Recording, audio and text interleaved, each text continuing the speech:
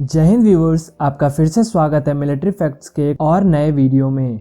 आज की वीडियो बहुत ज़्यादा इंटरेस्टिंग होने वाली है क्योंकि आज की इस वीडियो में हम बात करेंगे इंडियन आर्मी ऑफिसर्स के रैंक के बारे में, जिसे देखने के बाद आप आसानी से आर्मी ऑफिसर्स की रैंक पहचान पाएंगे। तो वीडियो अंत तक ज़रूर देखें। स्टार्ट करते हैं आज की वीडियो के साथ। भारतीय सेना विश्व की 4 सबसे शक्तिशाली सेनाओं में से एक है, जो कि अपने जवानों के जज्बों के लिए जानी जाती है। भारतीय सेना में इन्हीं जवान और अफसरों का रोल उनके रैंक पर डिपेंड करता है। इंडियन आर्मी में रैंक्स को कुछ इस प्रकार बांटा गया है। पहला कमीशन्ड ऑफिसर्स रैंक, दूसरा जूनियर कमीशन्ड ऑफिसर रैंक और तीसरा नॉन कमीशन्ड ऑफिसर्स रैंक, जिसे अदर रैंक्स भी कहा जाता है। इस वीडियो में हम बात करेंगे कमीशन्ड ऑफिसर्स रैंक की। स्टार्ट करते हैं लेफ्टिनेंट रैंक से। लेफ्टिनेंट रैंक के ऑफिसर्स के कंधे पर 2 5 पॉइंटेड स्टार्स लगे होते हैं। यह भारतीय सेना में शुरुआती कमीशन रैंक होती है। जब भी कोई जेंटलमैन कैडेट ट्रेनिंग के बाद अपने एकेडमी से पास आउट होता है तो वो लेफ्टिनेंट ही बनता है। लेफ्टिनेंट यूनिट में अपनी लीडरशिप क्वालिटीज़ को डेवलप करता है और साथ ही ट्रूप्स को कमांड करना सीखता है। अब आती है कैप्टन रैंक। कैप्टन रैंक के ऑफिसर्स के कंधों पर 3 5 पॉइंटेड स्टार्स होते हैं।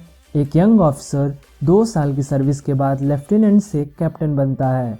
कैप्टन बटालियन की किसी कंपनी या यूनिट की बैटरी को लीड करता है, जिसमें लगभग 120 सोल्जर्स होते हैं। कैप्टन साथ ही adjutant, quarter master, OP officer, GPO की भी ड्यूटी कर सकता है।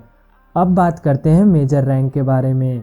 मेजर रैंक के ऑफिसर के कंधे पर एक अशोक स्तंभ लगा होता है। कैप्टन से मेजर बनने के लिए मिनिमम 6 इयर्स सर्विस रिक्वायर्ड होती है और साथ ही पार्ट बी एग्ज़ाम भी क्लियर करना पड़ता है।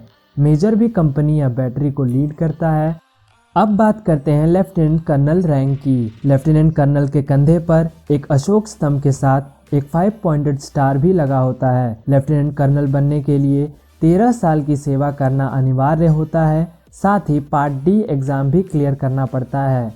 लेफ्टिनेंट कर्नल यूनिट में सेकंड इन कमांड होता है, यानी कि कमांडिंग ऑफिसर के एब्सेंस में बटालियन को लीड करता है। इसके साथ ही लेफ्टिनेंट कर्नल की ड्यूटी ट्रूप्स को बेटर ट्रेनिंग देना भी होता है। साथ ही बटालियन के अकाउंट की जिम्मेदारी भी लेफ्टिनेंट कर्नल के पास ही होती है। अभी तक हमने जिस भी रैंक की बात की वो सब टाइम स्केल रैंक्स हैं, जो समय के साथ किसी भी अफसर को दी जाती हैं।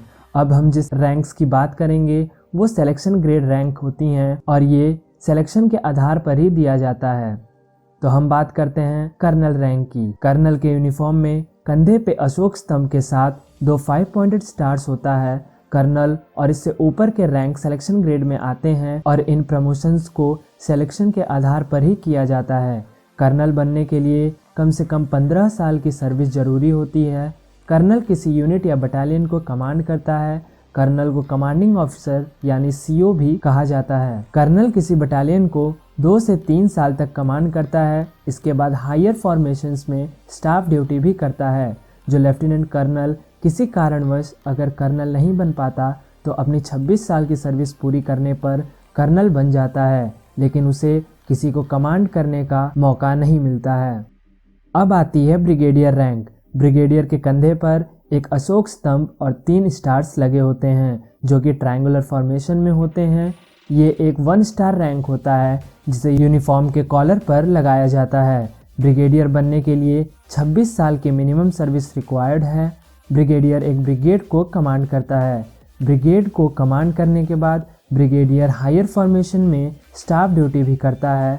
अब नज़र डालते हैं मेजर जनरल रैंक पर। मेजर जनरल के कंधे पर एक स्टार के साथ क्रॉस्ड बैटन और स्वॉर्ड लगा होता है। मेजर जनरल एक 2 स्टार रैंक होता है, जो कि यूनिफॉर्म के कॉलर पर लगाया जाता है।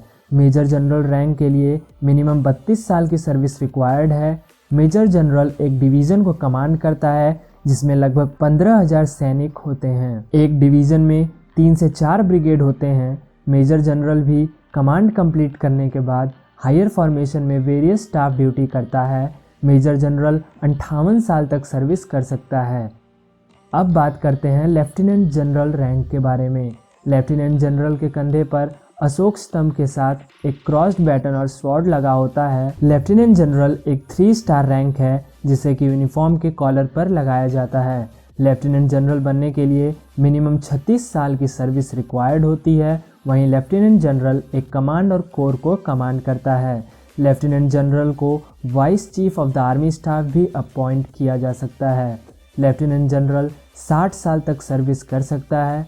अब अंत में बात करते हैं जनरल रैंक की।